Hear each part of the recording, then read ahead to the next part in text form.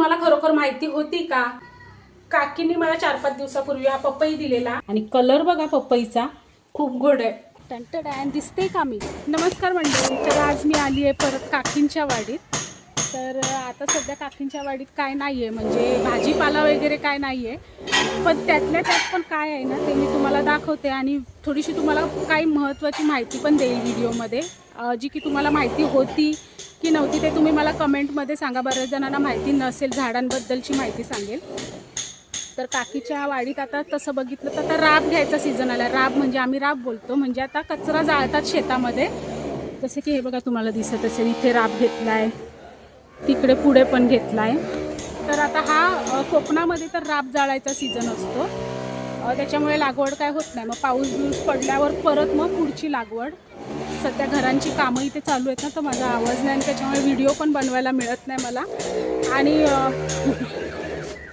Voice ओव्हरवाले video बनवले तरी पण मग असंच असतं सगळं. तर पपई तर तुम्ही मागे पण बघितलेली. हे बघा पपई आता झाली, संपत आली. बरीचशी पपई पाठवली मार्केटला, मग आम्हाला पण दिली, मी नातेवाईकांना पण दिली. केळी आहेत थोडीफार, केळी पडायला पण लागली, वारा सुटतो मग केळी पडतात. इकडे दुसरी लागलेली आहेत. आणि हे स्टार फ्रूटचं झाड आहे. हे बघा हे स्टार फ्रूट आहेत. याची व्हिडिओ मी गेल्या वर्षी बनवलेली, शॉर्ट व्हिडिओ मस्त आले हे आणि छान लागतात. हे मी पण भरपूर नेले इथून स्टार फ्रूट काढून. मला पण खूप आवडतात. सरबत पण याचं खूप लागते, पण हे पण बरेच मार्केटला पाठवले असं मला वाटते. आता संपले. हे बघा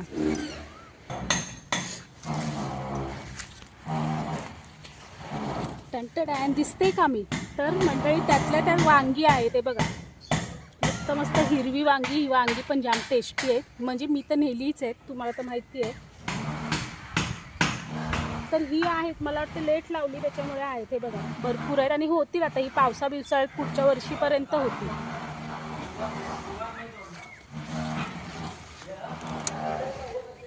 हे बघा ही एवढीच लावलीत वांगी, म्हणजे मला वाटतं घरच्या पुरता होतील अशी लावलेली आहेत. मिरच्या काय आता होईत ना. हे मिरचीचं झाड आहे, पण मिरच्या काय होणार नाही आता, ऊन वाढत चाललं ना आता. हे बघा मिरची, तिकडे मिरची आहे.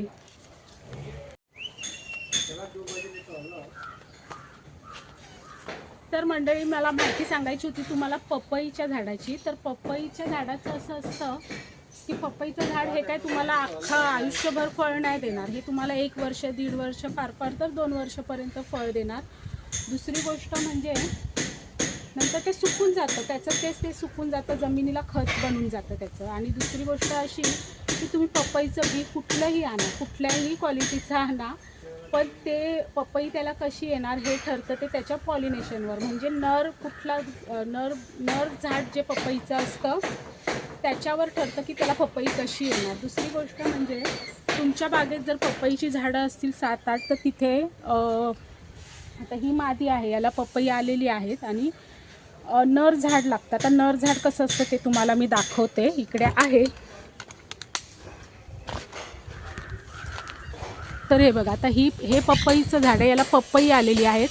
हे पण पपईचं झाड आहे, पण याला पपई आलेली नाही आहेत. कारण काय, याला बघताय तुम्ही, हे बघा अशी फुलं आलेली आहेत. थांबा जरा कॅमेरा ब्लर होतोय, मी नीट दाखवते. तर हे बघा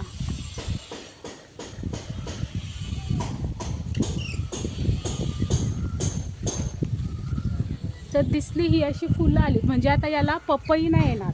पण हे झाड पण गरजेचं आहे का, तर पॉलिनेशनसाठी.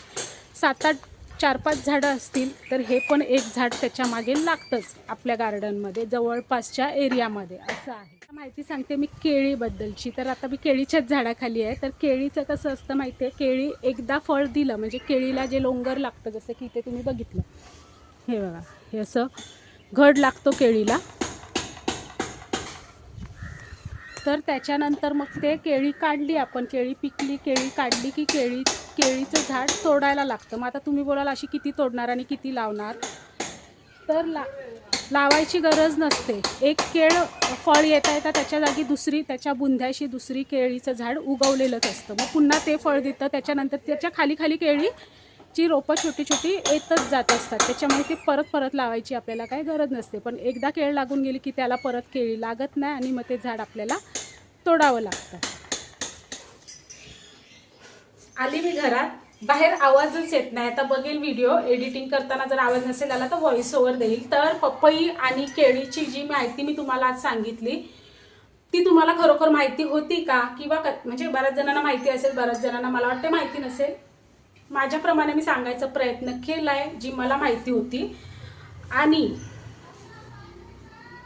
काकींनी मला 4-5 दिवसापूर्वी हा पपई दिलेला, हा पूर्ण नैसर्गिकपणे पिकवलेला आहे, काहीही केमिकल वापरलेलं नाहीये.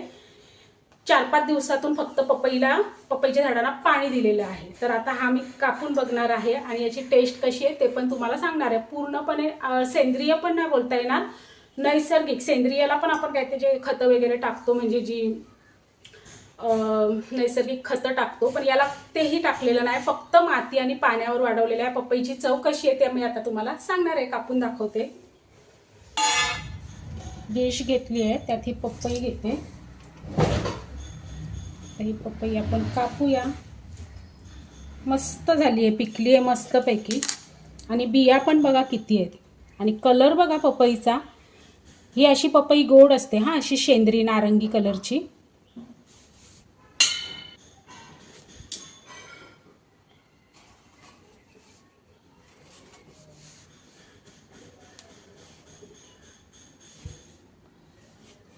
बिया काढूया.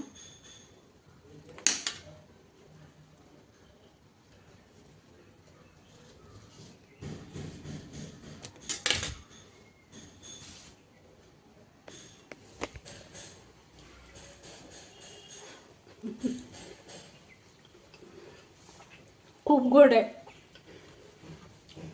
ही पपई आहे ना, इतकी गोड आहे की म्हणजे एकदा खाल्ली नाही पपई की त्या व्यक्तीकडून पुन्हा पुन्हा डिमांड येते या पपईसाठी. इतकी टेस्टी आहे, इतकी गोड आहे, नैसर्गिक गोडवा आहे आणि खूप छान आहे.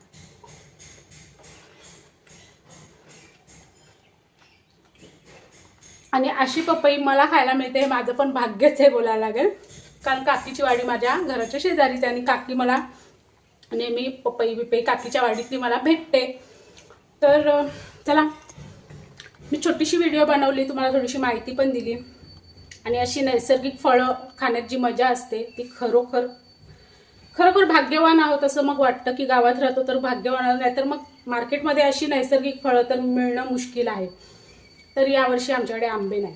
तर आजची छोटीशी व्हिडिओ तुम्हाला कशी वाटली मला नक्की सांगा. आणि परत मी छोटे छोटे व्हिडिओ बनवायला चालू करेन. सध्या घराची कामं इथे चालू आहेत, त्याच्यामुळे काय व्हॉइस ओव्हर पण देता येत नाही, धड व्हिडिओ पण बनवता येत नाही. पण मी आता परत प्रयत्न करेल, चालू करेल.